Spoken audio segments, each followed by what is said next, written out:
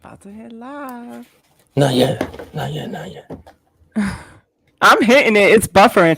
And Okay. we are back in the building. What's up, everybody? Welcome back to A-List After Dark. I have a familiar face here with me. Introduce yourself. It's KP, Kevin Pryor, LeBron James, Red again. The most electrifying man in media days. So many names, so little time. And I'm back on Angie's World, the planet that don't quit. So Let's go, baby. And I got two very special guests in the building, two very important guests with me. Go ahead, my dear Lala, fan of the show, friend, supporter. Introduce yourself, baby girl. What's up? It's Lala from What New York Sounds Like. And yeah, here to talk some shit. Yes, let's go, baby. And go ahead, my boy, my brother, Red Bottom Rich. Introduce yourself.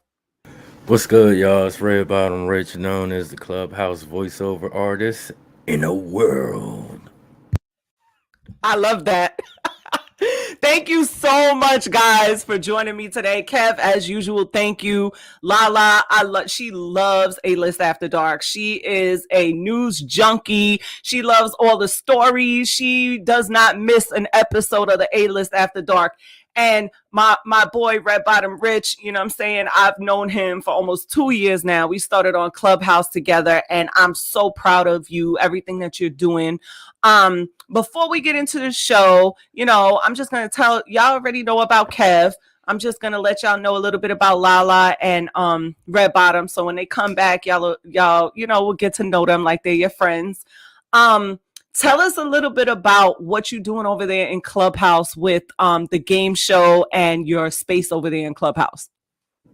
Well, the game show is one thing. I like to keep that separate because like nobody controls that besides myself. Some people might come in and help when I'm running errands or whatever like that, because we all got lives outside of these apps, right? But other than that, like I kind of created like a community. People like to say it's a cult, but like everybody's welcome, you know, like nobody's turned down. Even trolls get brought up. Everybody comes up. You don't need an IG or anything like that, because you never know. We've seen this happen this weekend. You never know who's watching, who's listening, who's waiting. What's her name? Aubrey from Danity Kane. She was there sitting in the goo, listening in, and end up hanging out with us like for about maybe 3 hours. So, I'm gonna tell y'all the story with that when Red Bottom is finished. Yeah, so basically, like, I mean, I'm just a welcoming person. Like, I was a troll at first, but I mean, turned it into something great, and club's almost at 40K members. I love that. I'm so proud of you. I love that so much for you, Rich. Before he branched out and did his own thing, you know, I mean, I still consider us close. We were real close because when Clubhouse was smaller, then everybody, you know, goes and does their own thing, has their own spaces and stuff, and we didn't see each other for a while. But I'm gonna tell y'all the Danity Kane story. So it was a late night. When was this? Like Friday night or Thursday night or something like that? I think it was like Thursday or Friday night. I want to say Thursday leading into Friday. Yeah, so it was like Thursday. Yeah, it was like Thursday into Friday. So I'm in the group that I'm normally in, Real Relationship Talk, and I see Aubrey O'Day from Danity Kane. I see her pop in the goo. So at first I thought it was like a troll account. I'm like, that's probably not her or whatever. So she disappears. So I go and I look in the hallway and I hit up Dr. Z and I was like, yo, I think Aubrey from Danity Kane was in our room. She's in Rich's room right now. I'm about to go over there and see if that's really her. So I go in Rich's room and they all chilling, talking. Aubrey is chilling in the goo. They don't even know that's her. So I get on the stage and me and Rich chopping it up. Like, yo, Rich, is that Aubrey O'Day from Danity Kane or a troll in your goo? He's like, oh, word, bring her up. Brought her up. It was Aubrey from Danity Kane. I sat there and did an impromptu interview right there. Rich, I have to tell you, like right away, Rich was like, yo, I'm going to pass the mic to Angie. Like, I'm gonna let her run this. Like, it was no, oh, I got a celebrity in my room, I'm about to run this room. It was, reset the stage and everything. He said, he reset the stage. He it just went the chill vibes to a whole full-on a whole entire interview. But the thing is, we didn't know it was gonna happen, so he had his replays off, so we wasn't able to keep the audio. But I did a super dope interview with Aubrey, was able to get her as a contact. You know what I'm saying? She'll probably come on later on to support the podcast. I asked her all the questions everybody want to know about Puff, about the group, about everything. And it was super, super dope. And, just shout out to Red Bottom for giving me, that opportunity, that control in his room. And, you know what I'm saying? And it was so cute because Red Bottom hit up Aubrey behind the scenes. It was like, if it's not too much to ask, and I didn't even know he was doing this, do you mind supporting my homegirls podcast and going on there and all this? And I'm like, yo, that's what's up. I love Rich so much. So that's, he's a real friend. Your friends really want to see you win. And I want to see y'all all win. I want to see you win, Rich. And I'm so proud of you, what you're doing. So thank you for coming, tonight to tap in with A-List After Dark. And you're going to come back on my podcast and you could come back up here whenever you want. I got you. Bet. All right, Lala's Lab. Let's go, baby. Tell the people a little bit about yourself. Yeah, just a little molecular biologist. I do hold a room sometimes, not all the time. Lala's Laboratory, shout outs. But most of the time, I'm just being what New York sounds like. Just shooting the breeze. Don't downplay yourself. Did y'all hear her? She just said she's a biologist. Hello, young Black African American woman is a biologist with the lab coat on and like on her scientist shit right there. You know what I'm saying?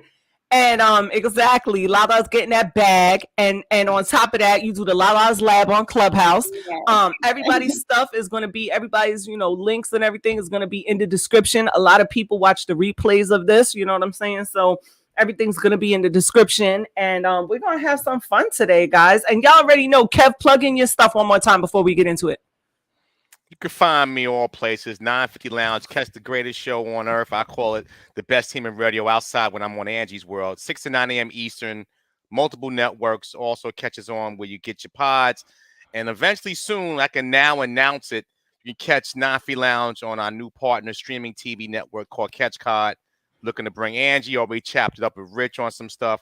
So catch 950 Lounge coming this summer. Catch Card app, Apple, Amazon, Roku, iOS, Android, all that. 950 Kev on Instagram or Twitter. Let's go. Let's get it. And then I'm going to give y'all a little brief commercial before we get into the show. Y'all already know, follow me at Angie's World Podcast on Instagram, at Angie's World on Clubhouse. Please, youtube.com/Angie's World. Follow the follow YouTube page. Please share, like, and subscribe. Follow me on Twitter at Angie's World. Tap in with me. And I just want to thank everybody who is supporting the movement. And once again, thank y'all for joining me. And we're going to get into some hot topics, right? So this is what we are going to start out with. So I think by now, everybody knows what's going on with Kevin Samuels, right? So we're going to get into, for those of you guys that don't know, Kevin Samuels passed away. I don't think the lab results are back from exactly what it is, but we're presuming that it's a heart attack. His 911 audio was released. I'm going to go ahead and play that for y'all. Give me 1 second. And then we're going to go into what y'all think about this situation. All right. Okay. On the front desk to get an AED. He's not going to make it. 1, 2, 3, 4, 1. But ma'am, I don't want you to disconnect because something can happen while you disconnect now. Yeah, but I'm saying I need AED. If they have one downstairs, I need to get them up here now. Are you able to get your neighbor, ma'am? I'm going to hang up with you, or you call them in the front desk and give me an AED right here now. He's turning blue. I cannot wait any longer. 3, 4. I need to call the front desk to get an AED. He's not going to make it. 1, 2, 3, 4, 1. But ma'am, I don't want you to disconnect because something can happen while you disconnect now. Yeah, but I'm saying I need AED. If they have. Y'all heard that? Yeah. Y'all are on mute. Y'all heard that? Wow. Yeah. All right, so here we go. Kevin Samuels' desperate 911 call. Friend tried to save his life.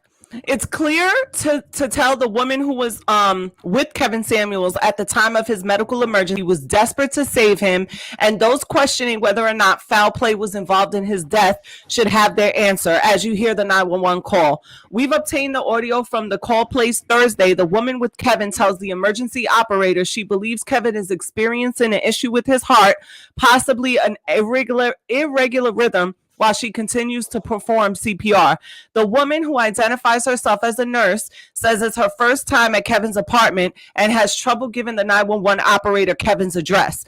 As the call continued, the situation gets more desperate. The caller says he's turning blue and asks if the 911 operator can assist in calling his building's front desk and ask if they have an AED in hopes to revive Kevin. However, the front office was closed. As we reported, Samuels, who's known for the controversial dating advice he gave out on social media, died last week at the age of just 57. According to the police report, the woman who was with Kevin said he began experiencing chest pains Thursday morning before collapsing. So, in a nutshell, that's like the new developments on what's going on with Kevin Samuels and the 911 audio. I'm gonna go to Lala first, and then we'll go Lala, Red Bottom, and then Kev. Tell me everything that you're thinking with this whole situation with Kevin Samuels. Well, Stop it. it's very disheartening of his passing. So condolences to his family. But that was intense. I didn't even know until just now that they had released that.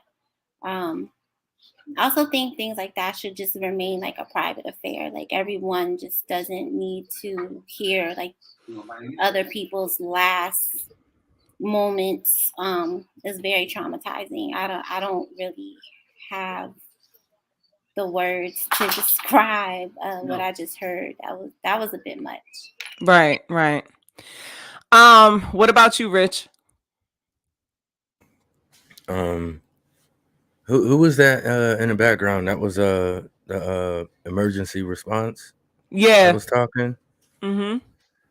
I don't know.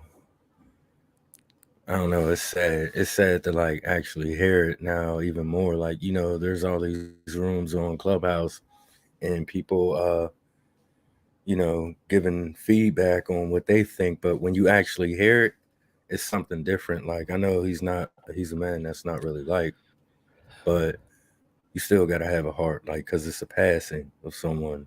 Like, Exactly. their soul is no longer there. That shit crazy. What about you, Kev? Condolences to the family. Yeah. Go ahead, Kev. Just like everybody said, condolences to Kevin Samuels and his family. You know, obviously, again, when the one thing about life, right, is that we have a born, we have an expiration, and we really don't know when that expiration is going to happen. From what I understand, Kevin Samuels did a show earlier that night. It seemed pretty okay, but again, this is a man who's had heart issues in the past. He's a man of age. He's not a spring chick. He wasn't a spring chicken, I should say. And obviously, this situation was his ultimate demise. And I have a problem with people celebrating death of somebody else. Now, you don't have to like somebody. Just keep it okay. If you don't like him, just decline comment. But to act like you're tap dancing on somebody's grave because he told people his opinions that they asked for, opinions that they requested, I have a problem with. And that just kind of shows what our society's become, where we even like our political leaders, our Supreme Court, there's just everything is out of whack. And that's, again, this situation is no different. The situation with Kevin Samuels, his meteoric rise over the last couple years, whether you loved him or hated him, he had an opinion. You didn't have to listen. You didn't have to take his advice. You didn't have to partake. So obviously, similar to what car wrecks are when we drive on the highway, you had to look. You had to watch, whether you liked him or not. So rest in peace. Going too soon. And again, like I said, like Lala mentioned, obviously 911 calls become public record, but That's not something that's pleasurable to hear. And Yeah, that. oh, can Go I say? ahead. Yeah. Go ahead. So to like piggyback off of you, Kev, I too thought it very distasteful. The way I found out the news was notification on my phone said, "Oh, God answers prayers. Kevin Samuels is dead." That was one of the first headlines that I did see, and I just thought that that was just very distasteful. Whether you agreed with, his rhetoric or sentiments or not, he was still a person. He still had family that cared about him, and I just thought it was just disgusting.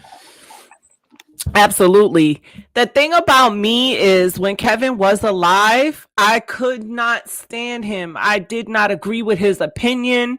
It made me sick to listen because y'all know, if y'all know me and y'all been tapped into my platform, empower, uplift, and inspire is my taglines. I never want anybody to ever leave my platform because you know what?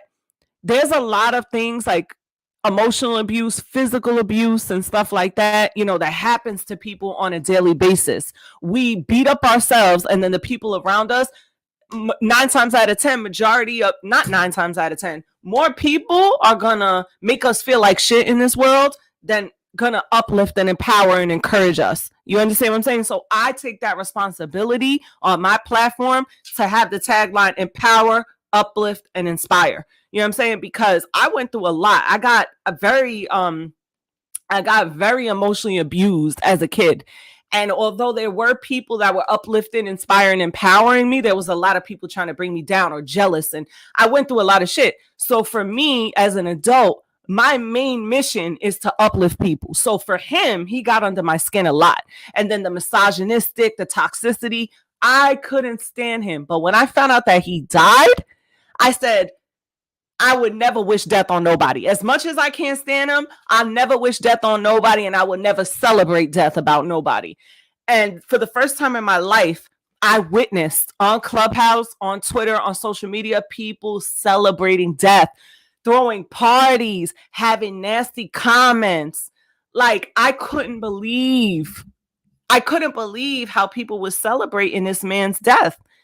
I don't play with stuff like that. You know what I'm saying? Like, even people, when it comes down to the electric chair or jail and stuff like that, I still say, okay, that's in God's hands. I'm going to leave it up to God to decide what to do. You know what I'm saying? Like, yeah, you didn't agree with the man, but I just think it's so wrong with the whole, celebrating a man's death. I couldn't even believe it. I was like, are these people trolling for attention? Like, what is going on here? And then who's to say, like, when you pass on, people are going to treat you? It's just the age-old things. Treat people how you yourself would want to be treated. So right. It was just so distasteful. Yeah, absolutely. Absolutely. So what is the aftermath? What do you guys think? Is somebody else going to come in his lane and take over that lane, or what are we doing? Well, Ange, if I can kind of rewind a little bit, when it comes to the Kevin Samuels situation, as somebody who did a show as an image consultant, again, I need to reiterate, these women came to him asking for this. Nobody, if it's like if you know somebody's going to give you, I guess what they would call tough love, right? And you know it's coming. If you can't take my answers, cease to ask me the questions. And I think, again, a lot of people wanted to go on this show, and and obviously this weekend, the algorithm, I saw a lot of Kevin Samuels stuff. And while he was alive, I knew about him. I watched some of his stuff. I wasn't a fan, but again, like any other pundit, everything he said wasn't right, but everything he said wasn't wrong either. Again, it's just, people look at celebrity, they look at social media, they look at all these things, and we've talked about this on other shows, and they want to equate themselves into this world. At the end of the day, when he was doing a talk show, he was trying to entertain, inform, and enlighten. Now, again, if you're going to come on this show and know that you're going to get it because you know what you're dealing with, then what is that saying about the individual? Is it his fault as the person throwing out the information knowing how you know how he gets down. Is it his fault that a person can't take his answers when you know that's what's coming? Well, I'll answer that. This is what I have to say about that, right? People say, "Oh, well, why did women go to his show?" The same way women go to Maury with their 10 baby daddies and want to know who their baby daddy is, or the same reason why they go to Jerry Springer to fight. They're chasing clout. Now, when you want to talk about his ideologies, you got to remember that this is just opinions, right? And what I've noticed in life is I don't go to people for opinions, right? Joyce Meyer, she's one of my favorite pastors. She'll say, don't go to the phone, go to the throne. When you need advice on the direction of where your life is going, or you need to tap into what's going on with you, go to the throne, not the phone. So for me, when I enter other people's opinions with things, I already know the answer. I already know what I'm going to do, but I might call people that I respect and throw it to them and see what they think. But I never take really what they say, because people are only going to be able to give you advice based on their ceiling. You understand what I'm saying? But what I'm hearing. So wait. I'm not done. Hold on. So people are only able to give you advice based on the ceiling. So my favorite quote is by Jay-Z. Uncle said I never sell 1 million records. I sold 1 million records about 1 million times. Why? Because his uncle's saying, his uncle's telling him, you can't do it. No, you can't do it. In Kevin's mind, his ceiling is here. So in his mind, plus size people can't find love. In his mind, if you're over 35, you're garbage. So when you're coming to get advice from this man, just keep in mind, he's only going to be able to tell you based on the cap in his mind. And that's with everybody. So you could call your friends for advice, and not everybody's going to hold you accountable for your shit. People are going to jump behind your toxicity. If I was to call Red Bottom and ask his opinion on something, his opinion is going to be different than Lala's. That's going to be different from Kev. Y'all are only going to be able to tell me what I need to do for my life based on the cap in here. So Kevin Samuels is going in his brain, and based on his caps, his ceilings, he's giving people their advice. So the audacity for you to tell somebody that they're plus size so they can't find love, the audacity to tell somebody, like the things he would say, that's why I would never put him in a position of power to tell me anything. And that's why there's so many rooms on Clubhouse. That's right. And the women who did go to Kevin Samuels, and I'm gonna pass you the mic, Kev. And the women that did go to Kevin Samuels to get information is the same people that go to Maury or Jerry Springer. It's a clout chasing situation. And like I say about Kevin Samuels, it's a formula that he's chasing. He was degrading men in the beginning of his career, and he never popped. He never got that viral moment. But when he got that viral moment on World Star after he degraded the woman, he kept chasing those views. So at the end of the day, the women were clout chasing and Kevin was clout chasing, on top of giving people advice from his limited brain space. So again, take it for what it is. And I'm going to pass you the mic, Kev. Don't worry, I already see you going. Take it for what it is, but I would never listen to anything he has to say. So go ahead, Kev. I can't say it's limited brain space when it is. That's where we disagree. Where 85% of his audience was female. I can't say it was limited. That doesn't mean that he's not giving you advice. You gonna let me talk now? Or go ahead. Okay, then let me talk. 85% of his audience was female, right? We do talk shows. I do a talk show. You do a talk show. Okay. If your audience is tuning into you for two reasons. One, they either appreciate what you're saying, or two, they're waiting for the car wreck. But that wasn't my point. My point, hold on, Kev. My point is that do you agree or not? We can only give you advice from our POV. It doesn't matter. Ange. Okay, that's what I said. Right. So again, it doesn't matter his audience. He's giving these women advice from his POV.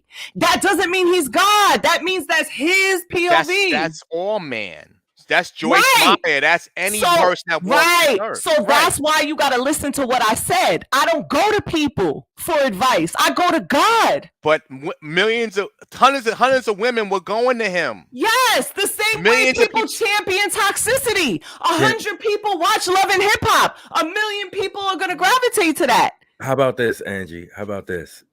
Can anybody here honestly say that what we see far as this content in Kevin Samuels, was that the real him? Was that really his thought process? Time will tell that. I don't think so. That. Well, I don't think But I that think- was the real him either. No. Time He will was tell. chasing clout. Exactly. I think it was Because clout. I don't think initially- he has a piece Hold on, out of Lala. the Let him brand. finish, and then you go. Go I ahead, don't Red. think he has a small mind to where the point is like, this is how it is. This is how I want it. This is my world, and I'm shitting on it, right? I think it goes deeper actually than what it is. Maybe even beyond clout chasing. Go ahead, Lala. No, I don't really think towards the end that was really who he was.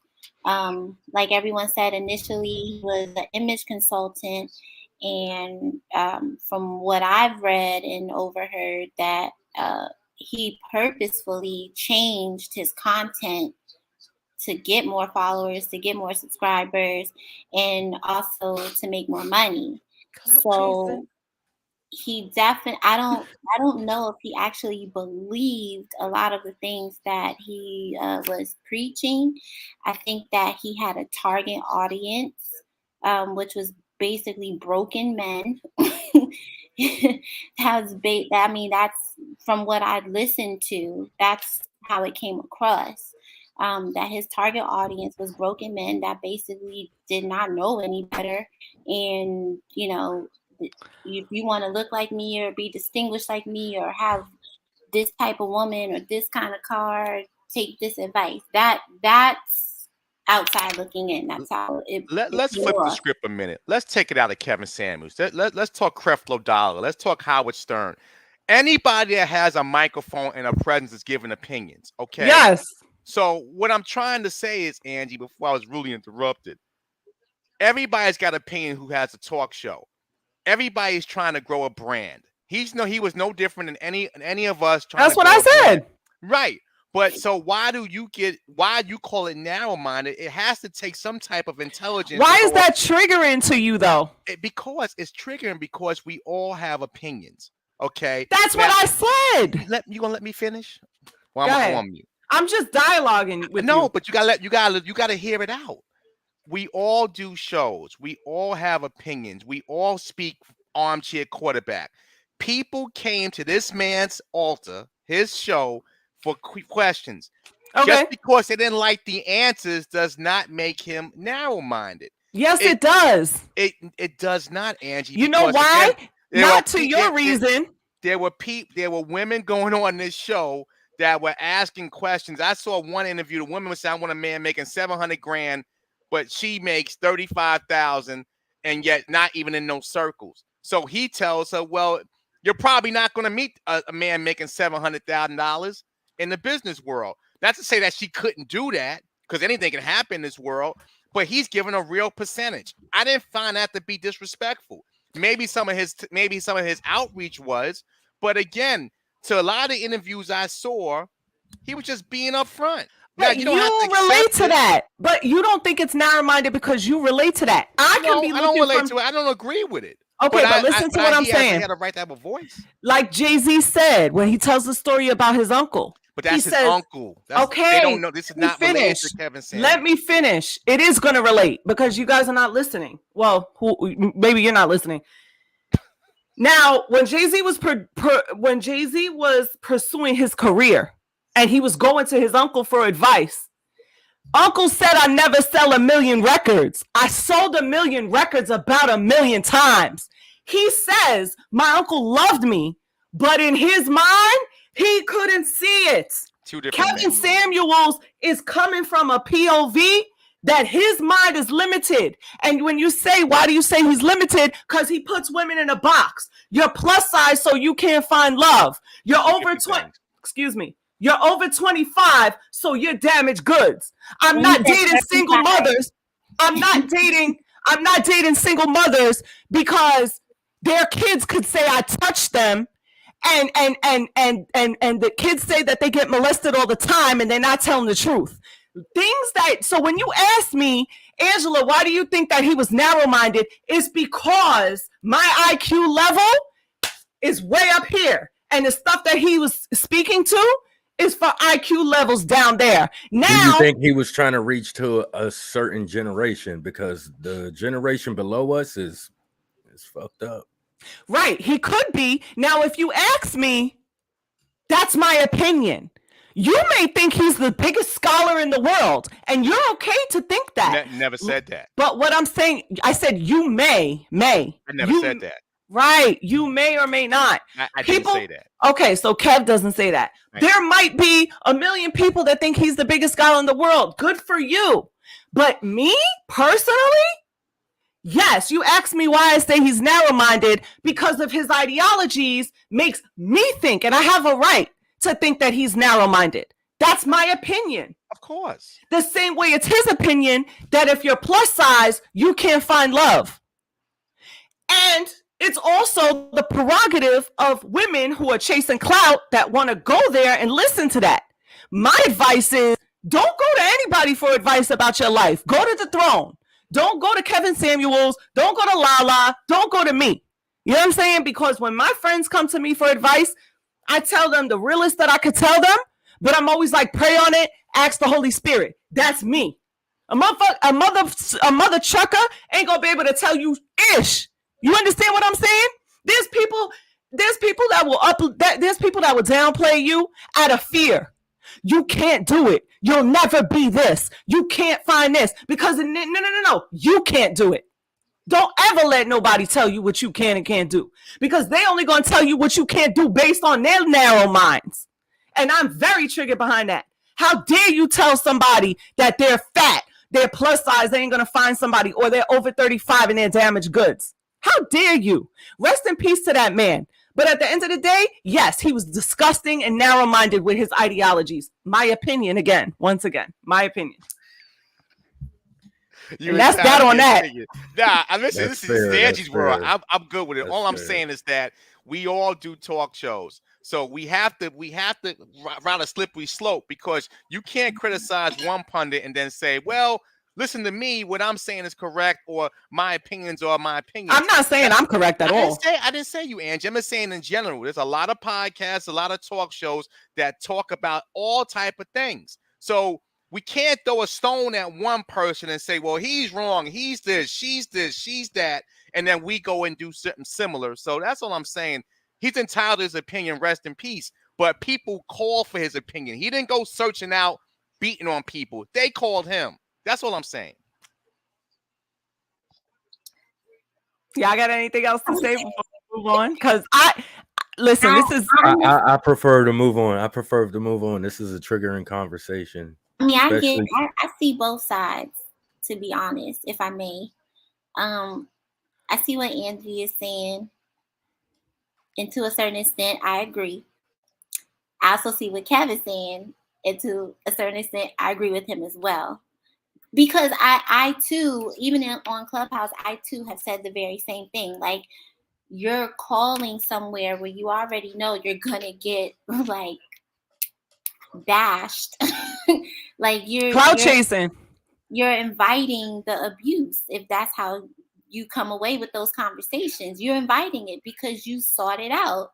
So you can't really be too upset with what he dished. However, again, he had a target, and I don't know. He had a target. I feel you. Listen, this is how I look at it. You know, people say, "Oh, why do people sign up for the Bad Girls Club? They gonna be thumping every day and fighting. Why do they go to Maury Povich to sit in there in that chair and test 17 baby daddies?" Because that's what it is. Show business. People are gonna forever chase clout. People are gonna forever chase a moment. People are gonna forever, based on their self-esteem, embarrass themselves. That's not gonna be nothing new. People tell me all the time, "Oh, you know, why don't you troll, Angie? Why don't you go the messy route? You know, that's gonna get you clicks and views. That's gonna do this. That's gonna do that." I chose not to do that. You understand what I'm saying? there's women that will go on there intentionally to embarrass themselves for 5 minutes of fame. The same way Kevin Samuels said, oh crap, I caught a lick. I embarrassed this woman. It went on World Star. It went viral. I caught a lick. This is working. I'm going to take this lane and I'm going to go. You can't fault him. Look, I always say this. You can never knock nobody's hustle. That's how he wanted to maximize and monetize, whatever the case is. You know what I'm saying? But see, there's some people that's able to look at it like us. Okay, it's for entertainment. We could kind of see the clout chasing, the entertainment. But what makes me nervous, and again, this is my opinion, is that there's a whole community of people that really listen to him. You know what I'm saying? And really I would have some guy friends, right? That started to sound like him. And I'm like, take it and absorb it. Right. And that's really their thought process, but it's in a sense of he's letting it out. So they're like, yeah, I was always thinking that. Yeah, he's right. You know, a bunch of people follow Trump. So what's the difference? I'm not saying that. You're right. You're making my point. You're over here sticking. You don't have to cape for him because at the end of the day, he's gone. I'm not caping for him. But what I'm saying is, a point that. But listen, what Rich said is right. The world follows people. People follow the Kardashians. Okay. But again, nobody said, okay, you keep going to what makes him different than this. We're talking about Kevin Samuels right now. We're not talking about Trump. That's another conversation. That's a correlation. That's a correlation. It is a correlation. And guess what? People who follow Trump is being brainwashed too, in my opinion. People follow Jay-Z. People started wearing $500 throwback jerseys for Jay-Z. Okay, so but everybody's right. You're going to follow people who speak to your brain. Obviously, my IQ level is not compatible with what he was saying. You understand what I'm saying? You're going to go to where your IQ takes you. All right? I don't even think it's your IQ. I think he triggered more on the emotional intelligence because there are so many people that are just so emotionally damaged that could, agree with his rhetoric. So I don't even think it's an IQ thing. It's more. I think it's an IQ thing too, because you have to have a certain level of intelligence to see, in my opinion, to see the BS. I was emotionally abused damn near my whole life. I'm emotionally broken. I have so many issues, but I was still able to look at that and see wisdom and see that's like I was in Freddie's room the other day and he was like, he basically, Freddie Roosevelt, shout out to Freddie Roosevelt on Clubhouse. After I made my point about the fact that you shouldn't go to another human being for advice anyway, he was like, yeah, like, why would you even, because Freddie thinks like me. He's like, why would you even why would you even listen to somebody else's opinion on what's good for your life and what's not? There's women that are 600 pounds that date rich men. Like, you're not going to tell somebody, like, these little caps that he puts, like, this is the little thing right here. If you're between this age and this age, you're not going to have that. He just kind of like always people minimizes. People leave, because my thing is people will forget what you told them. People forget what you say to them, but they'll never forget the way you made them feel. And people either left his platforms angry, triggered, or feeling bad about themselves. I am not with those moralities. So morally, he doesn't agree with what my ideologies are. Now, I know a lot of men that champion him. Clubhouse had huge rooms with men on the stage, women bashing and champion him like he was their God. I was in those rooms for a little while. I listened and I left. He's going to have a whole slew of followers that are going to watch his stuff like the Bible. Good for him. You know what I'm saying? But I don't agree with it. And it's okay for everybody to have their own people that they follow. I just don't connect myself with individuals like that. That's why it's important to keep individuals around you that think like that have similar ideologies, morals, and values. So you don't feel like shit about yourself because this person listened to Kevin Samuels. Angie, I'm sorry? People go to psychiatrists. People go to doctors. Okay, so what is your point? You're saying what I'm saying. My point is people go to people every day for opinions. So what? And I'm telling you to go to the people that you... People go to psychics. Yo, are you not listening? What I'm saying, Kev, is you can. It's not. I'm not saying it's bad to go to Kevin Samuels and listen to his rhetoric. You're not listening. What I'm saying is, Angie, you said no. You should not go to people for advice. I'm not knocking nobody. Did you not hear what I said? Go to whoever it is you need to go to. Me personally, I'm not going to go to that. You can go to a psychiatrist. It's what you feed your mind. You have choices every day. You can wake up and listen to BS all day, or you can wake up and listen to something that's going to make you feel empowered, motivated, and uplifted. Now, if that does it for you, for Kevin Samuels, then sit in his room or sit on his YouTube page all day and listen to his stuff. But for me personally, I'm going to hit that pivot. That's me. You know what I'm saying? That's me. I don't choose to surround myself with that. I choose to surround myself of things that uplift, empower, and inspire me, and that doesn't do it for me. So, and that's a triggering topic for me, because when it comes to any type of misogynistic point of views, I get triggered. And I realized when I got on Clubhouse that misogyny was a trigger of mine, and I'm getting better with that. You know what I'm saying? But you know, Kevin Samuels definitely brings that out of me. But at the end of the day, I still didn't want the man to die. You know what I'm saying? Like, I would never celebrate his death, but I think he's a misogynist, toxic pig, you know what I'm saying, when he was alive, but that's a different story. Say it with your chest. It's too much yelling. I got a lot of PTSD, childhood traumas. All right, guys. Let's move on. All right, are we done with Kevin Samuels? Yes. We do this a lot. Like, Kev has seen me yell like this. I only yell like this when Kevin Samuels is brought up, or women's issues like abortion, different things like that. I get very like triggered.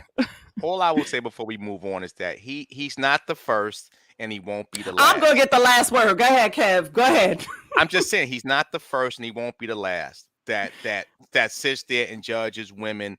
As long as women keep going to somebody, if you keep entertaining the conversation will continue. That's all I'm saying. It's like, if you give a person a platform, heard you, Kev. You repeating. Say a new point.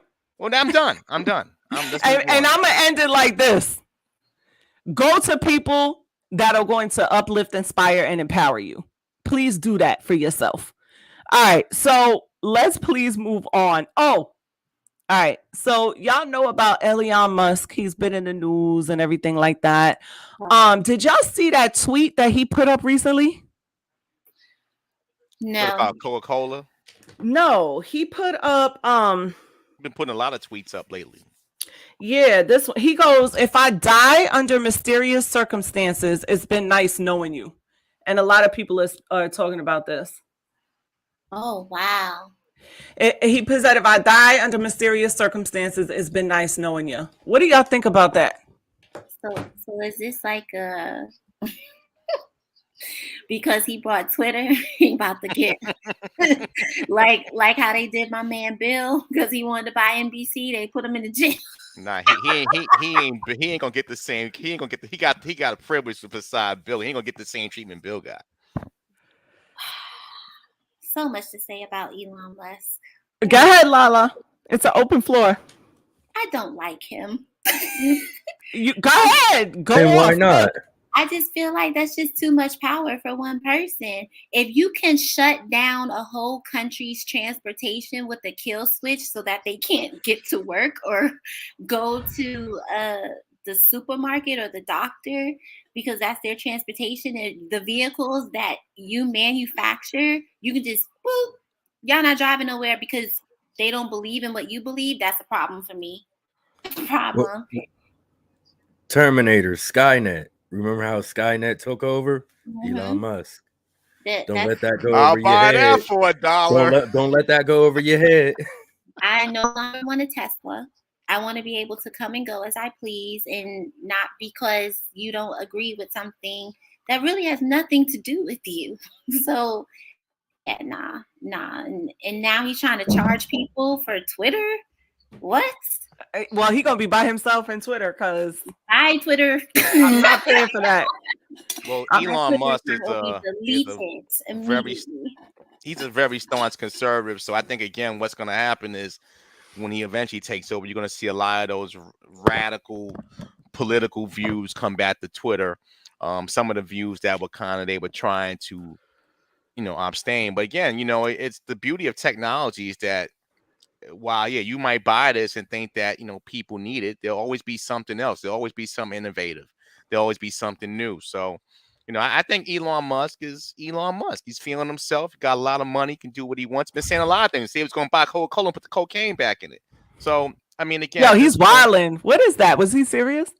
Probably was in his mind. Yeah, I just think that there are people who are A-type personalities that feel like they can walk on water, and he's probably somebody hook him up to a lot of type of tests and say, "Could you walk on water?" They probably pass it. So it is what it is. But I ain't got really much to say on him. What about you, Rich? I don't think Elon Musk is a very smart man. I think he's regular. He might got a little bit of a high IQ, but you came up with the Tesla battery and whatnot, and you skyrocketed from there. But I mean, he regular to me. If I was to see him, probably shake his hand, say, "What's up? You want to smoke?" Guess what, Kev? Not want to smoke. I don't smoke. I don't smoke, Elon. I definitely think the Twitter thing backfired on him. And it's funny that you brought up conservatism, because I think he bought Twitter to get Trump back on Twitter, and then Trump was like, "Nah, I'm good over here with my own with my own social media." So, right. It was a gamble. It was a gamble. Yeah. Trump doesn't want anything to do with Twitter. So wow. Trump has his own platform now? Yeah. It's very it's called ain't really working out too well though, but he got his own platform. well, people are on it, so it must be doing something. But as we said before, he got his followers that listen to everything he say. That's a theme tonight. A lot of people have followers that listen to us. It's a theme. I can't wait till I get a bunch of followers to listen to me, because I'm be spreading positivity. But y'all hold me to that too. I never want to get no ego and start thinking I'm the ish. I'm gonna hold you to it, but goddamn well, we see it on all these social media platforms. Positivity does not win. It doesn't. And but you want to know something? Go ahead. I'm sorry. But those who want to be positive, they'll stick by your side and they'll help you win together. So like that's so everything true. will grow in patches. That's so true. I mean, at 40 years old, like I said this, at 40 years old, you just get to the point where you just don't care. Like when I was in my 20s, it probably was. If clout chasing was out when I was in my 20s, maybe I would care to clout chase. Maybe I would care to, I guess, chase that superficiality. But at 40, it's like you get to a point where it's just like, you know what? If I'm gonna go viral, or if I'm gonna hit a lick, it's going to be off something that I'm genuinely doing off and off of genuine connections, off of, like, it's not about me at the end of the day. Like it used to be when I was younger. You know what I'm saying? Like I wanted stuff for the wrong reasons. I wanted to be like the next Angie Martinez, the next Oprah, for wrong reasons, because I wanted to be famous and I wanted to feel love from people, and it was all about me. And now it's almost like, what can I do in this world that's going to leave a mark? How am I going to help people? And that's the unpopular opinion. People is not looking for that. People, they kind of want to get online and start drama and hit a lick for themselves. And I'm not knocking that. I'm not knocking nobody's hustle, but at my age, I want to help the world. I was more selfish in my 20s and 30s, but at 40 years old, I don't give a shit. You know what I'm saying? If it's going to happen, God's going to open the door at the end of the day. So. There's nothing wrong with positive, but it's got to be laced with truth. And sometimes all truth is not positive. That's just a fact. We could sit here and talk about somebody 500 pounds talking about, oh, I'm healthy. No, you're not. That's not truth. Somebody. Right. I agree. That's why I talk about real stuff. That's why I talk about real stuff on my platform. I talk about abuse. Right. We just did, you know what I'm saying? I talk about positivity. I round off everything with positivity. I want people to leave my platform uplifted, inspired, and empowered. I'm going to put that on a shirt. Right. But I don't, because I came from, like, people know bits and pieces of how I came up, but I don't sugarcoat nothing on my platform. You know what I'm saying? We just had an episode about pretty privilege where we talked about body dysmorphia, and we talked about, you understand what I'm saying? So I show the good, the bad, and the ugly, but I want to leave people with faith and hope. That's why I got faith behind me. I don't care if I have a set in 10 years like Oprah. I'm taking that same faith sign with me and I'm bringing it. You know what I'm saying? Because at the end of the day, all you need is hope, the size, faith, the size of a mustard seed, and you could get up again. So I'm gonna continuously preach that. You know what I'm saying? Like I'm gonna show different sides and what goes on in the world. I'm gonna show the ugly truth. You know what I'm saying about certain stuff. But I'm never gonna have you leave me feeling like hopeless, feeling like, you know what I'm saying, you wanna end it all because you just heard me tell you that you ain't shit. Never. I would never do that. But feeling good is not always the truth. You know, sometimes we want sugar on our food, but okay, that's your opinion. You don't have to watch, Kev. You could just be on the podcast. I'm just saying, be truthful, be real. Sometimes that's what I just said. I said that. That's what I bring to the table. I'm gonna bring the good, the bad, and the ugly. In you tonight. I mean, like I'm just talking, like everything I'm saying. Oh no. All right, my bad. That's what I'm saying. I'm just talking. Dang. Oh, my bad, because I think you try to like. No, I'm not. That's your after opinion. the Kevin Samuels shit. You trying to trigger me, Kev. I just call me KP tonight, all right? So maybe the Kevin thing is getting on you. There's the name. I don't know. I can't help blame my mama on that. Nah, I appreciate you, Kev. Like you I love Kev. All right. So we're back to Elon Musk. Do we have anything closing about Elon Musk before we move on? He came from an inner tube of Cuba. Yeah, Elon, right? Yeah. Elon. I just became a billionaire. What the hell? Look, I don't even have an opinion because I don't know that much about him. I just thought it was kind of strange. I heard he was doing something with monkeys and memory and stuff like that. And do y'all know about that? They Amber Heard. What was it? That's gonna lead us into the next topic. That's gonna be Lala's forte. But what was that Lala that he was doing with the memory and monkeys? Chad, I don't even know, nor do I care. I just want him to just go take a nap because I'm over it. He was doing something about capturing. Look, don't get me to lying, y'all. But the consciousness, right? Yeah. Oh, I did hear. Yeah. He was supposed to be on Kevin Samuels' show next week, but you know. You lying, Kev. You are lying.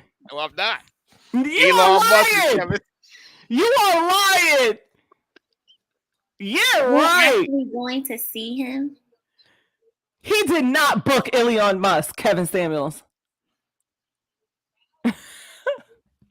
There's no way. Heck no. Elon Musk probably don't even. A high value man. Elon Musk probably don't even know who he is. Probably not. Kevin Samuels, who? All right, rest in peace, Kevin Samuels. But you know what Coach said in one of the rooms? Well, nah, I don't want to talk about him. I'll save this for another day. All right, so Elon Musk. All right, he's done. This is gonna bring me into my next topic that I'm gonna let Lala give us a little bit of a backstory. Yes. Give us a little backstory of this. Oh, I thought I had this already. Sorry, I was just looking for this story. The Johnny Depp Amber Heard trial. Give us a little backstory of that. It is a hot mess down here. These people have been flying in from all over the country. Where you at? Maryland. DMV. Yeah, so the trial is in Fairfax, which is about 40 minutes from me. So basically they have like wristbands. Like people are lined up from like the night prior to get into the courtroom and they're like, oh, we support Johnny. I'm such a big fan. He's not lying. She's lying. Some very interesting things have been said. For the people that don't know what happened, what's the backstory with Johnny Depp and Amber Heard? So basically the backstory is Amber, a couple years ago, maybe 2018, 2019, she went to the Washington Post and she decided that she was going to spill her guts about her marriage to Johnny Depp, and allegedly Johnny was the abuser. But what we've come to find out through court depositions is that she was actually the antagonist. She defecated on their bed. She cut off his finger. She did a whole lot of stuff. And that leads us to, the previous story where she actually had an affair with Elon Musk. While she was with Johnny Depp? Yes. So basically he left his wife to be with her, but she was still married to Johnny Depp.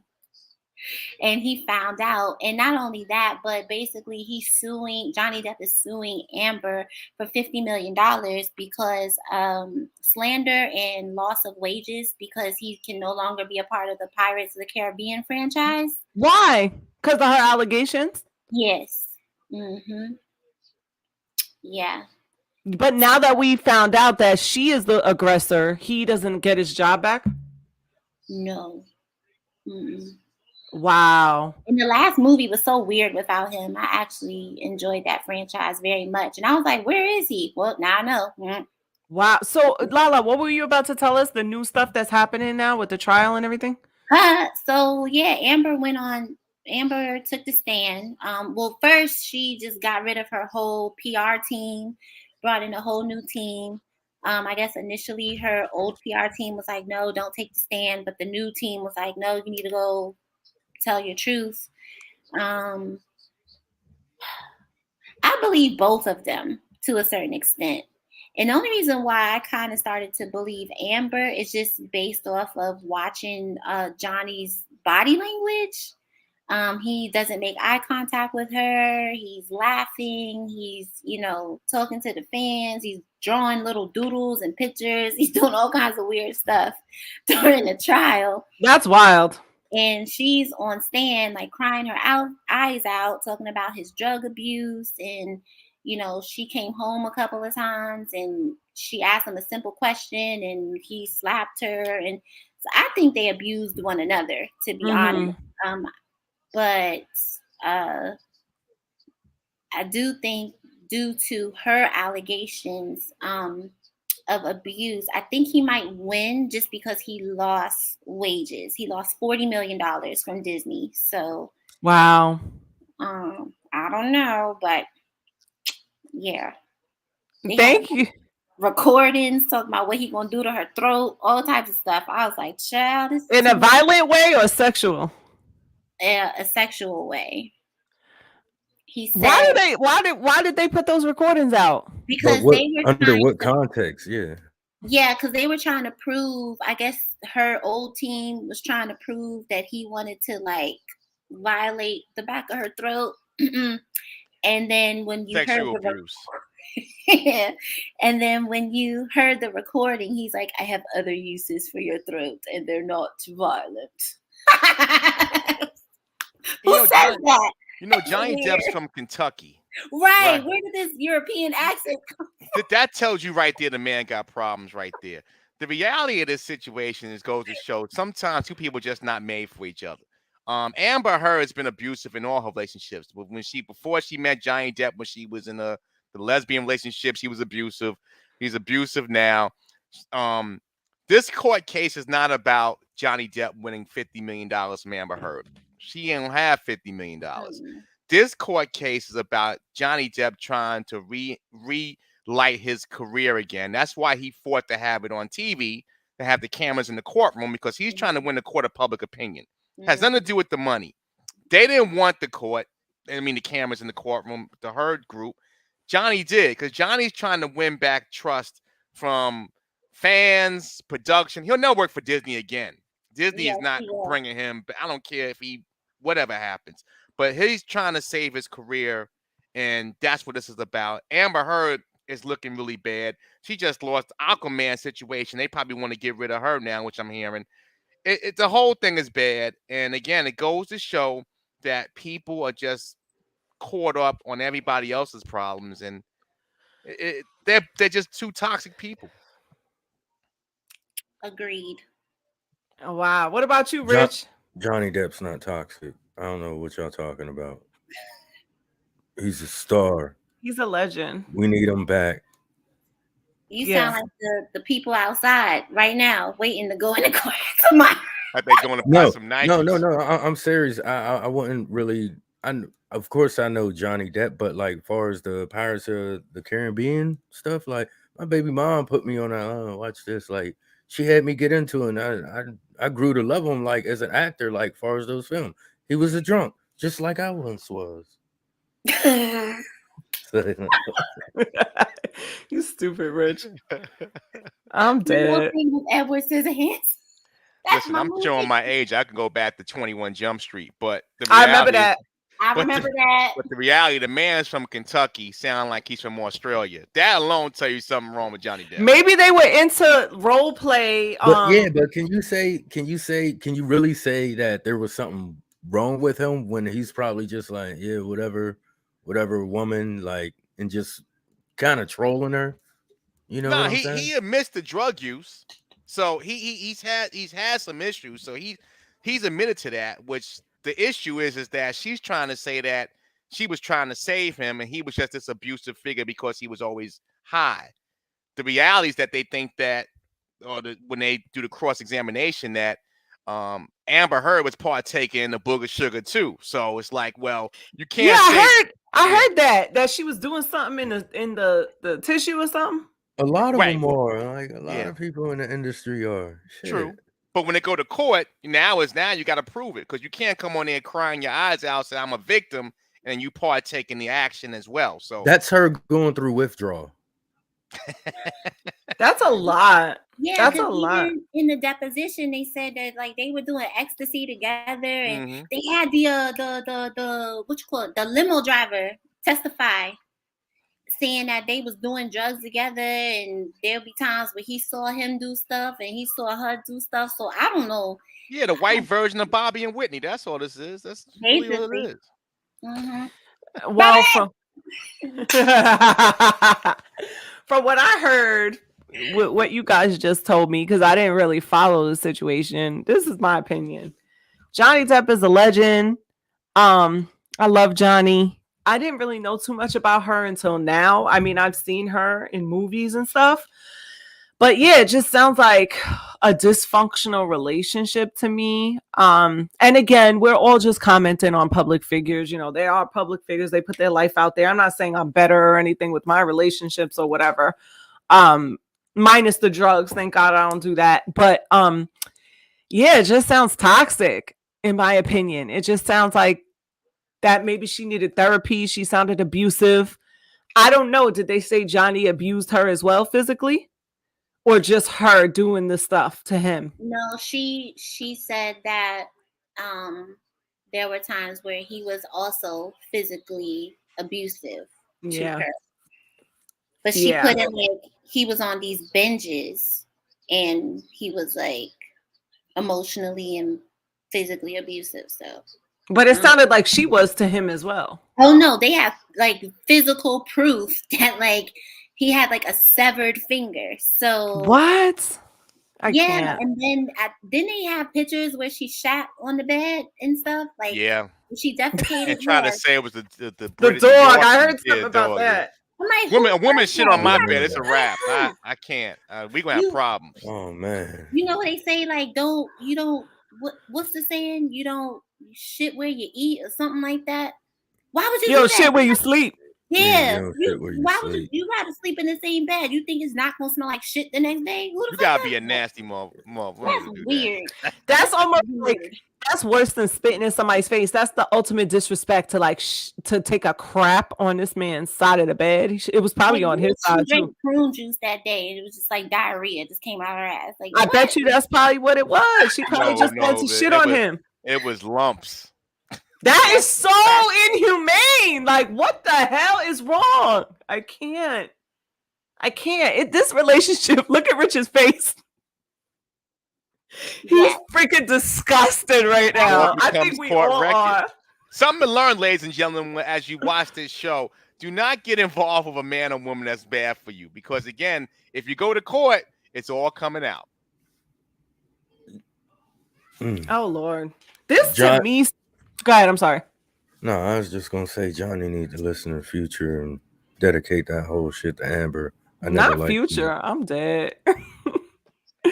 Listen, y'all, that's insane to me. For your shit. Too sexy for my fingers. What are you gonna say? Took Oh that my Edward God. Scissorhands thing to real life. That's disgusting.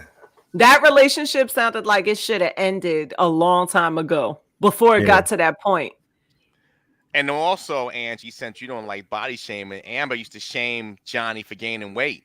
You see, So, you does it look go at him both bothering ways? me. I'm just Look at him saying, because you bothering me. say like, oh, you say it on the men's side, but does it go both ways? Yes, I'm of just asking. course. I mean, not for nothing, but I y'all gonna kill me for saying This this. is for to Kev right now. I would have loved to hear Kevin Samuel's opinion about Johnny. Oh Lord. I would have loved to have heard that, because not for nothing, but listen, I didn't agree with a lot of the things he said, but that Joker was on point about Will and Jada. I'm not gonna. I didn't even hear him what he said about Will and Jada. My blood pressure would probably go up if I listened to that. Actually, Angie, we're very like-minded. So if I agree with him, you agree with him too. Don't say that, Lala. Don't say that. Listen, Shut up, Kev. no, it's true. Who tells their child to write a letter to a dead man that you once used to date? Jada said that to one of her kids about Tupac? Jada had Willow, when she was a child, had Willow write a letter to Tupac saying, "I wish you were here. Are you would make serious? mommy happy." Watch Kevin Samuel's online. thing. It's online. Why does he want to? Why did Willow want to do that? She missed him or something? What was? No, She didn't because even know him. She wasn't even born. I was about Mama to say. kept calling Tupac throughout the house, and this man is unpassed years before, and you married Before to the girl a, was even conceived. Yeah. I don't But even what- think Aiden was alive when he died. But my question is, why did Willow have to write this letter? No, Willow wrote the letter because she was a young kid, and her mother kept talking about Tupac through the house and crying about Tupac and probably trying to compare Will to Tupac. So the daughter picked That's up wild. and said, like writing a letter to Santa Claus. You know, Right. Can you please come back to help my mama, because my mama would be happy. So he, again, like I said, that's a toxic He situation from way literally back. read the letter on his show. What Willow wrote, he had like a picture. Am I right? Had It's online. The letter's still online. letter Yeah. He is messy boots. but He is definitely. all I'm saying is he had some valid points about that situation. So in regards to this situation, I really would have loved to have heard his point of view, whether I agreed with it or not. I just, would have liked to have heard it, because with that whole, Chris Rock slap thing, not trying to bring it up, but he had valid points. I will say Damn, I ain't tap into that either. He just he irritated me so much I didn't even watch him at all. Yeah, I felt that way, and then I was like, you know what? Let me try to take emotion out of it and be more objective and listen, really truly listen to what he's saying. So I did watch like a couple of his pods. Yeah. Good, I learned from you what he said, because I ain't watching. Well, just call me. I'll take Wow. Okay, so I guess if you guys have anything else to say about Johnny and Amber. All right. We just got 2 more quick stories, and then I'm gonna let everybody get up out of here. I don't want to keep y'all here all night. Here we go. Hold on, where we at with it? And give me one moment. I'm gonna jump into this story real quick, and then we'll go into the story that Kev is gonna tell us about a little bit. All right. So this real quick. So the security company that failed to stop the attacker, Dave Chappelle's attacker, was the same that worked at Astroworld. So this is what they have to say about that. Real quick, I'm going to just tell y'all. Security company that failed to stop Dave Chappelle's attacker was the same that worked at Astroworld. The company responsible for securing the Netflix is a joke comedy festival where Dave Chappelle was attacked on stage, is reportedly the same company that provided security for Travis Scott's 2021 Astroworld Festival, which ended in disaster. Contemporary Services Corporation, Yes, I'm saying their names. One of the largest event security firms in the country has come under scrutiny for failing to keep Isaiah Lee from attacking Dave Chappelle during his set at the Hollywood Bowl in Los Angeles on May 3rd. Which, by the way, shout out to Tehran. You know Tehran, right, Red? The comedian Tehran? You know him, right? Yeah, I know. Oh, Yeah, okay. Yeah, because he had tried to stop the situation from happening. He had told yeah, security about the guy. He's one of our friends on Clubhouse, Tehran. He yeah. spoke to TMZ. He was there at the event and he saw the guy acting suspect and he reported it to the people at the venue and they didn't listen to him. He spoke on E also, and he just had a room on Clubhouse talking about it. Yeah, he was there, Tehran. So anyway, it says Lee ran on stage with a replica gun that had a knife attached to it and tackled Dave before Lee was able to be detained by security personnel. According to a BuzzFeed News article published on May 8th, comedian Tehran, oh, look at this. Tehran, oh, he's in here. Tehran Von, I don't know how to say your last name, Tehran, I'm sorry. And CSC guard ignored his warning that a man with a backpack wearing a hood breached the barrier. So yeah, Tehran told them and they didn't look. Tehran said she shrugged me off and within a minute Lee had hoisted himself on stage and knocked Chappelle down. Another person who worked at the show told BuzzFeed News that there was no real hiring process and safety protocols were pushed to the side in the name of speediness. We were told there's going to be a big crowd to get them in as fast as possible.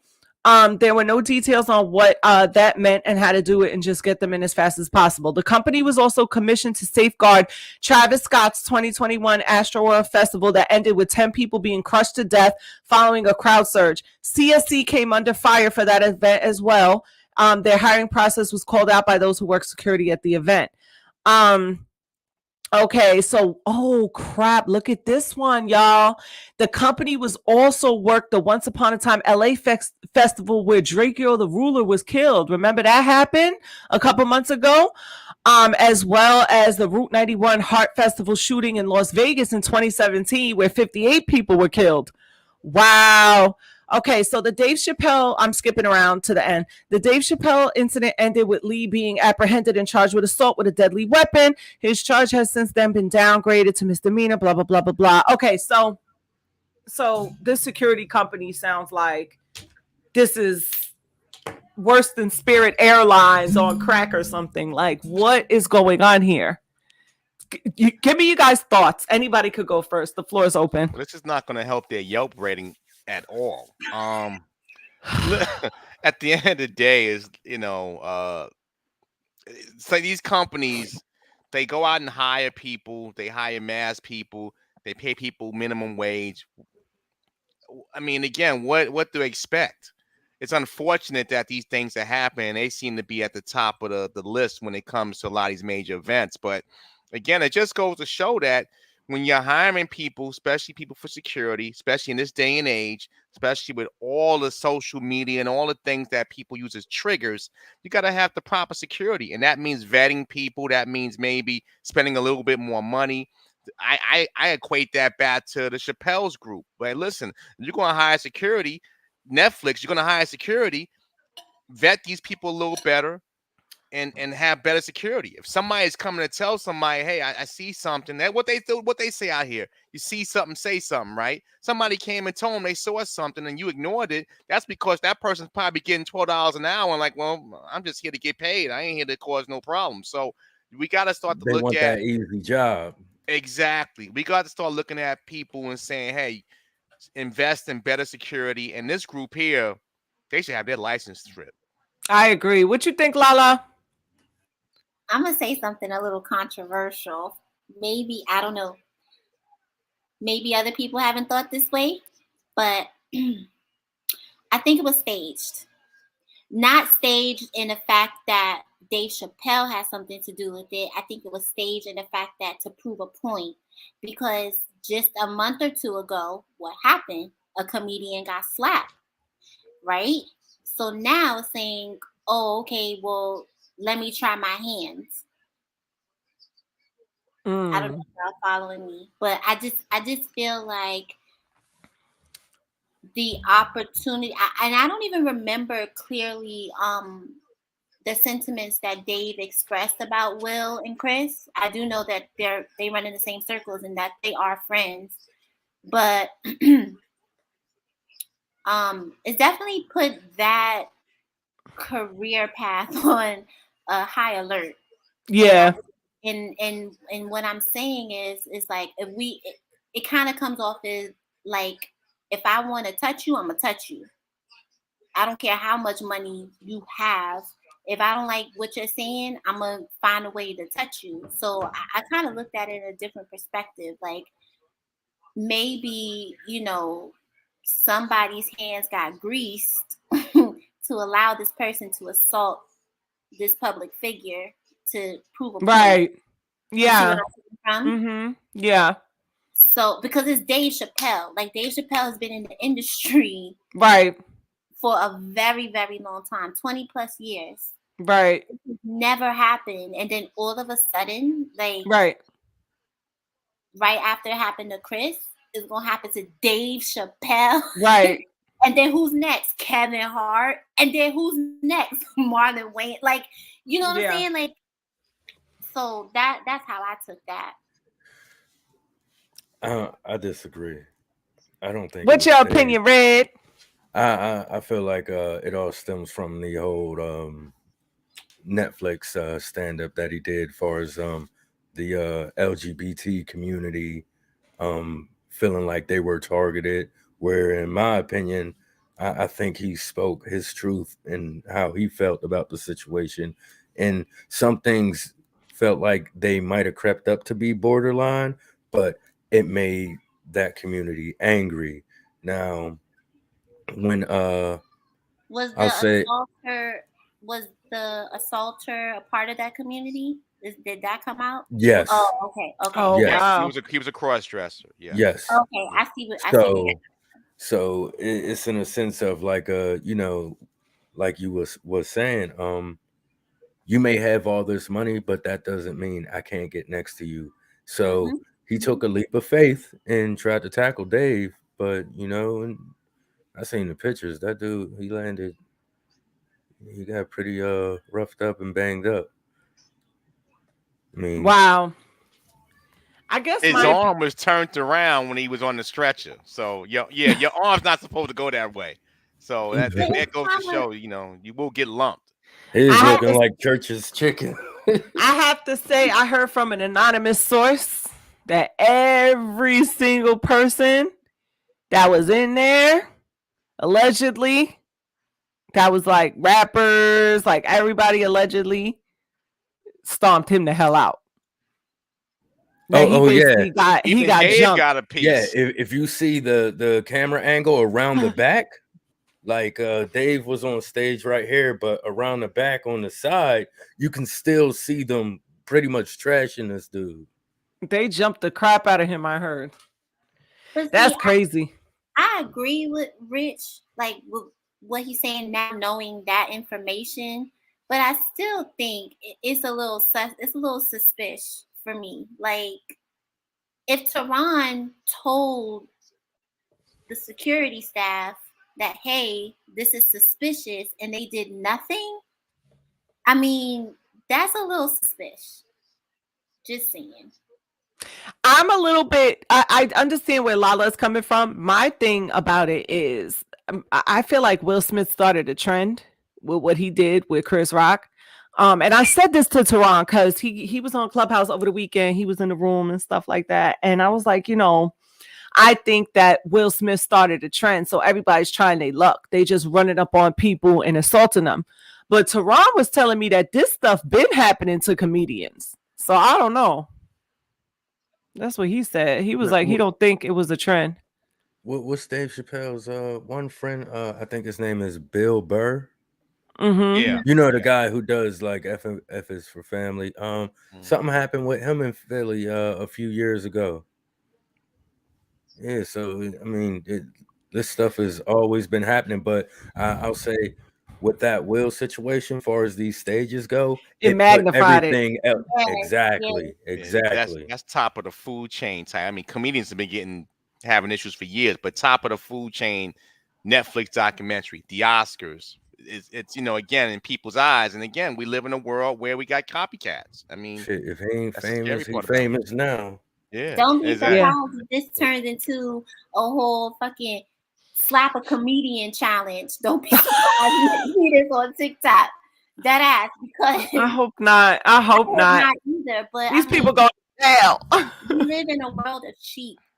So if somebody sees something, like, where are the wolves that go against the grain and have their own path? This world is so disillusioned and just so, they just go with whatever the next trend is. Like, remember, like, when they was doing the whole suicide in the car, and then people was getting locked out their car because they was dancing on TikTok and crashing their car. Like, everybody's doing something stupid. The cinnamon challenge, y'all remember that? And people died off of following each other. Yeah. They don't say the word follow for no reason. Planking. You remember planking? Planking, yep. They even Planking did it was on The weird. Office, the episode of The Office, where they did the whole planking and parkour. Like, that was a whole thing. So eating Tide Pods. These kids was eating the Tide Pods. They was doing all types of stuff. That's insane. Well, listen, at the end of the day, y'all gonna go to jail. So play if you want to. Or worse. What you say, Kev? Or worse, you mess with the wrong comedian, your mama might be wearing a black dress. Oh Lord Jesus. Well, I'm saying you attack somebody and come in somebody's space and you don't know what this person has. You might get more than what you reckon for. That's all I'm saying. Yeah, that's true. Cat Williams, because Cat Williams about that life. Exactly. He got some gold. No. He not about that life. I just watched the video I'm with talking him about getting the beat people up by a that he's sixth grader. I'm thinking he's going. He got put in a hucklebuck by a fifth grader. With his perm. I am on the floor. Oh man, that's crazy. All right, y'all, let's move on to this last story. I'm gonna have Kev tell us a little bit of the backstory. I said I was gonna surprise him. I know Kev is gonna know about this and what happened. So basically Dallas Mavericks banned fans who assaulted Chris Paul's mother and wife. Could you just give us a little bit of a backstory, Kev, what happened and what they trying to do now for those of us that don't know? Yeah, including me. Obviously, the Phoenix Suns are playing the Dallas Mavericks in the playoffs. Chris Paul is a point guard for the Phoenix Suns. His family was at the game yesterday, which was played in Dallas. And a fan, 17-year-old Caucasian young man, allegedly, what they're saying, allegedly gave an unwanted hug.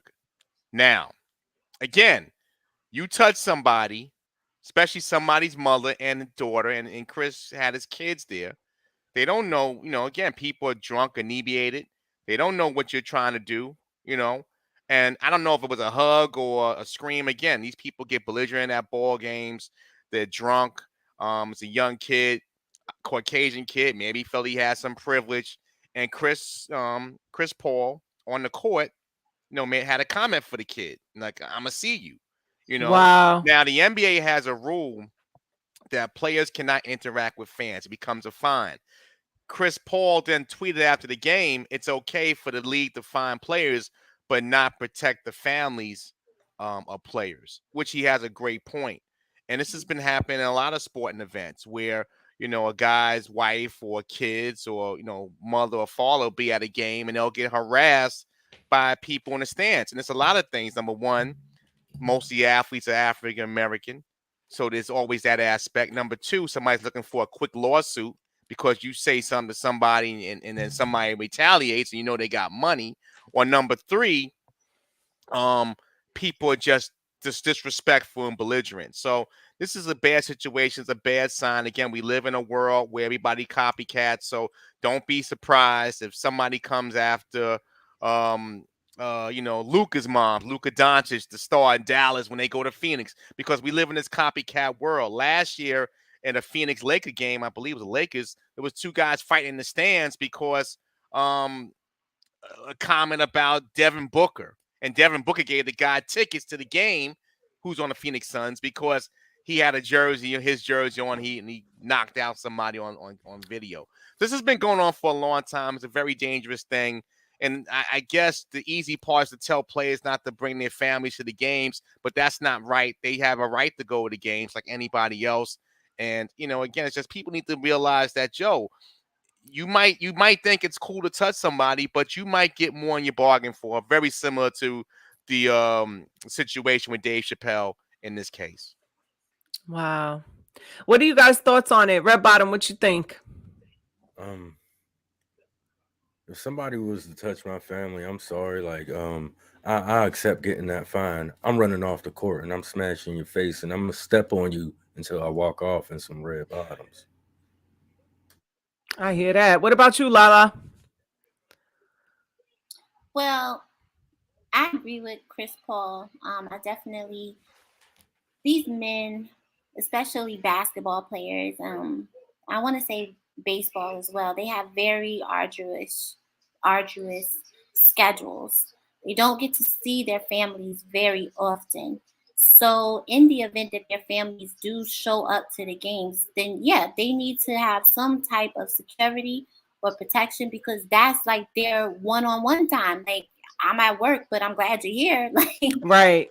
and when you think about it, like, okay, what the regular season is, what, 80 games?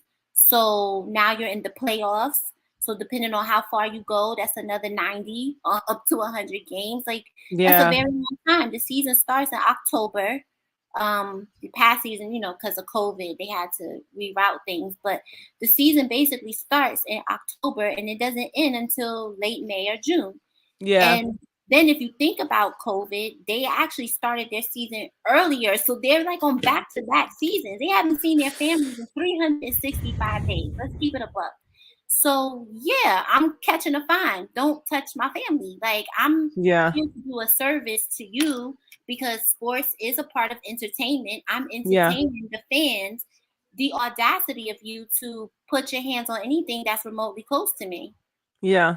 And being at the NBA and Major League Baseball, the fans are right on top of the game. Exactly. You can touch somebody. Like last year, I know in the Knicks playoff series with Atlanta, somebody spit at oh man, Atlanta ball player. I forgot his name that quick, but he got spit on. Again, and obviously the fan is short for fanatic, and it's the reason why some of these people want to insert themselves in the game, and it's unfortunate, but it's a situation where the NBA and these pro leagues in general need to have extra security around the fans of these players, or put them in boxes, because Yeah. to have them like that, if that man sees his mother or his son, he's going into the stands, and there's nobody gonna be able to help him. Nobody's Yeah. gonna be able to hold him back or even be mad at him at that situation. Yeah, I agree. I agree with what Kev said, to have them in boxes, because if you have the player's family in general population with the fans, they're vulnerable and they're subject to getting attacked. What if, the fan behind Chris Paul's family was of the opposing team and they did something to them? So, their backs are turned. They're in the general population with the fans. I think they should be in some sort of box. They should be protected. They should have some type of protection, even if they have like the family, the first couple of rows, and then they have like separate rows, and then the fans down. Like, let's say they have the family in the first 2 rows, and then they have maybe 3 blank rows, and then the fans from there. Or they need space. They need something. I think that's very, very dangerous. Or even if they have them, like, because I know at the NBA games they do have the boxes, but they're like way up high. Yeah. So even if like the team is, whatever team is about to win, just have security escort the family down like minutes before, so that they can do what they normally do and rush the court. As seasons pass. So. Yeah. Or have some sort of security sitting with the families, or have something, because the way they're doing it now, it's too vulnerable. The families are too vulnerable. Right. And again, the teams have that in place. That did Dave Chappelle thing. Don't do that. Yeah, and the teams have security personnel that they can assign. Give a seat. That's what. Just give them a seat. If something go on, your job as security personnel is not to watch the game; it's to watch, the family members and making sure they're good. I know Shaq had mentioned last night when he was playing, he made sure to give a couple of tickets when his mother and family were coming to some of the goons. Like, look, some go down. You take care of my mama. Again, it's the reality of life here is that everybody's not happy for it. These are millionaires playing the kids' game.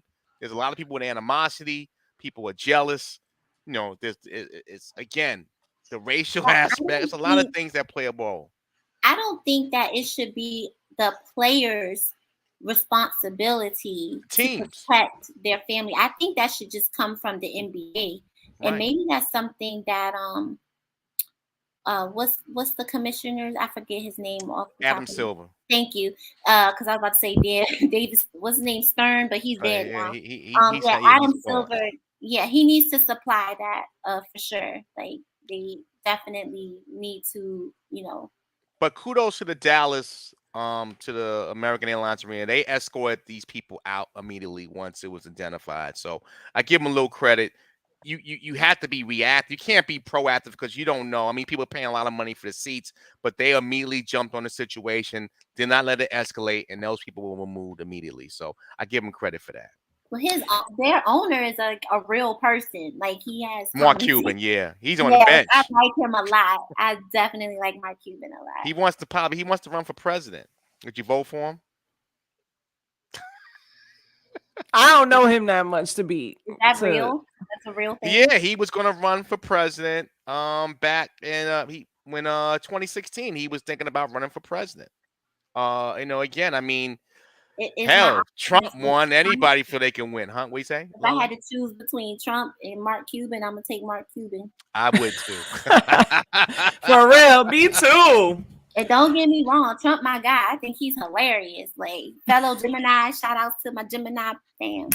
But he a little touched. So, nah. I'm going for Mark Cuban. I don't know. I'm going for anybody over Trump. I'm going for my cat over Trump. What Storm you want to run for president? Would you vote for The Rock over Trump? Because he might be running for president too. I will vote for a rock, an actual rock in the world, like an actual piece of rock over Trump. I would vote for Homie the Clown and tell him I hate it. It don't matter. Y'all ain't like Trump? Y'all ain't like Trump? Y'all ain't think Trump did his thing right before he went out of office? No comment. Y'all ain't think he was somewhat for the people? I think that he did something for the Black community, which I appreciate. I think that he told the truth, but in an obnoxious way that people could not resonate with him. And that really turned like the public against him. But if you really sat down and actually listened to what he was saying and not the antics, he had some policies that I could say I agree with, but out of all the firing and the hiring, I got tired. Oh yeah, there was way too much firing and hiring. He brought that from that one show. Yeah, and January 6th was definitely scary. I was down there that day. It was a lot of stuff happening in the streets. I was afraid. You think? Do you think those people took that narrative and ran with it? In what regard? They made their own narrative and ran with it to storm the cap. Yeah, they got their own little social media Twitter thing they got going on. So, shout outs. Yeah. But I didn't agree with everything. In light of Mother's Day just passed, and my mom always taught me, if you have nothing positive to say about somebody, don't say nothing at all. So I'm going to abstain from talking about. And I've already been triggered enough today with Kevin Samuels, so I'm gonna go ahead and pass on this Trump commentary. I support Trump. What? I support Trump. Ciao, bye. No comment. Kevin Samuels triggered me enough for the next 10 weeks. I'm trying to trigger Angie. I know. Don't trigger me, because then when I get triggered, rip out and be like, let's move on. I don't want it. The yelling is too much. Okay. 600-pound women with high quality men all the time. Don't bring back up my triggers. Thank you, guys. All right, y'all. I am not going to keep y'all here all night. Oh, my God. This was such a great show. Thank you guys so much for coming in. Before we get up out of here, I'm going to have y'all promote your stuff again. Lala, go ahead, plug your Instagram. Where can they find you? What you doing on Clubhouse? Tell them everything. So my Instagram is at Lala_Melee. Right now I'm just working on HIV/AIDS research. That's what I do on a daily basis. But I will say this: I got a Clubhouse battle. Somebody actually had the audacity to challenge moi to a versus. Oh, word? And who is it again? What is the two people? So it's okay. Well, he told me that he was gonna pack me and Prince up. And what's the artist? Okay, so I have no. He chose Drake. I got Kanye. So bye. That's a good one. I'm about to pack him up. Okay, that's a good one. When are y'all doing that? Sunday. It's in shout out to Toya, Miss Parker's Mayhem room. Okay. So definitely pull up. Prince is gonna go first. He has Jadakiss, and I forgot who Bam had. It escapes me. But yeah, we about to Jadakiss is gonna pack somebody up. Toxic Twins about to pack him up. Night. Prince starts at 5, and then I go on at 6. Okay. Are you nervous? Do you have your playlist together? Yes. Okay. You tapping into the Kanye West gods to give you your playlist. Kanye's my guy, okay? That's what's up. Make sure y'all save the replays too. Make sure that the replays are on so people could come back and listen to it. Yeah, so definitely, if you're on Clubhouse, definitely tap in, join Toya's club. And that's what we got going on. So. That's what's up. Make sure y'all follow Lala at Lala_Melee, MEILE. Red Bottom Rich. Tell the people where to find you, what you got going on. Oh man, you can find me in Clubhouse, in a room here, there. I'm everywhere. Mainly have the Red Room open damn near 24 hours, but I would like to consider it as like a Red Room production, because like there's a lot of people who don't get a chance to use their voice on a social audio app. So we produce our own content amongst each other, whether you want to come in there or not. Like that's what we'll be doing. Other than that, like, I don't know what else to say. Make sure y'all follow him on Instagram at redbottom_rich. At Clubhouse, you're Red Bottom Rich. Everybody's stuff is going to be in the description. So make sure y'all check him out. He does a game show rooms on Clubhouse. I keep wanting to call it Mafia, but it's called, what is, I'm sorry, Rich. There's a killer among us. The killer among us. I don't know, like he told me this like 10 times and I keep forgetting the name of it, but I've been in his rooms. His rooms are super dope. Tap into what he has going on. He has a lot of things that he has in the works. So make sure y'all tap in with Rich. Make sure y'all tap in with Lala. Kev, y'all definitely gonna see Kev. Y'all know what he got going on, but I'm gonna let him plug his stuff one more time for y'all, just in case you ain't know who he was. Go ahead, Kev. Again, you can catch, first and foremost, it's been a great conversation with you guys. Truly appreciate it. You can catch my weekday morning show, the Non-Free Lounge, the best team in radio, every morning, 6 to 9 a.m. Eastern, Rough Riders Radio, Backstage Radio, iHeart, a bunch of different platforms. Catch our podcast on where you ever get your podcast from at, iHeart, Apple, Amazon, Music, wherever you catch your podcast. You can find me always at 950kev on Instagram and Twitter, and you can go to my website, www.950lounge.com, for more information. Yes, thank you guys so much once again for guesting on my show, for taking the time out of y'all busy schedules to be here for me. I love you guys so much for that. And everybody knows y'all can find me on Instagram at Angie's World Podcast. You can find me on YouTube, youtube.com/Angie's World. Shout out to everybody from Facebook, Twitter, the Facebook viewers, the Twitter viewers, the YouTube viewers, people that are commenting. I'm sorry, I see that there's a couple comments here. I didn't get a chance to see them because I'm doing this, but I appreciate y'all tapping in and watching. I appreciate you guys for guesting. Excuse me, I'm so sorry. You can come back whenever you want. I would love to have you guys back. And like I always say, y'all could be anywhere in the world, but you decided to be in Angie's world. And for that, I love you. We out of here. Deuces. 1.